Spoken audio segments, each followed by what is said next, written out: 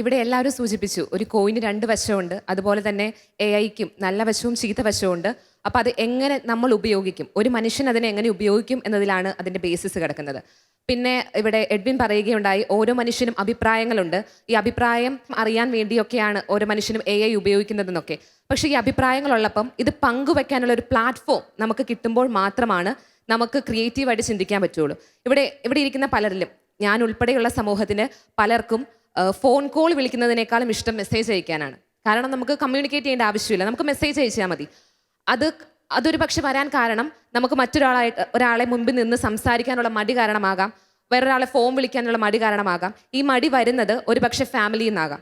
ഇപ്പോൾ പേരൻസ് രണ്ടുപേരും വളരെയധികം വർക്കഹോളിക്കായിട്ടുള്ള പേരൻസ് ആണ് എങ്കിൽ ഒരു കുഞ്ഞിന് അവൻ്റെ പേരൻസുമായിട്ടുള്ള കണക്ഷൻ നഷ്ടപ്പെടുവാണ്. ആ നഷ്ടപ്പെടുന്ന കണക്ഷൻ എന്ന് പറഞ്ഞാൽ അത് പേരൻ്റായിട്ട് മാത്രമുള്ളൊരു കണക്ഷൻ അല്ല, സൊസൈറ്റിയുമായിട്ടുള്ളൊരു കണക്ഷനാണ്. മറ്റുള്ള ഒരാളെ ഫേസ് ചെയ്യാനോ എൻ്റെ ബുദ്ധിമുട്ട് ഞാൻ പറഞ്ഞാൽ എൻ്റെ മുൻപിൽ നിൽക്കുന്ന ആൾക്ക് അത് മനസ്സിലാകാൻ പറ്റുമോ ഇല്ലയോ എന്നൊരു സംശയം നമ്മളിൽ ഓരോരിലും വരും. അങ്ങനെ വന്നു കഴിയുമ്പോഴാണ് മേ ബി നമ്മൾ ഏറ്റവും കൂടുതൽ AI-യിൽ ഡിപ്പെൻഡ് ആവുന്നത്.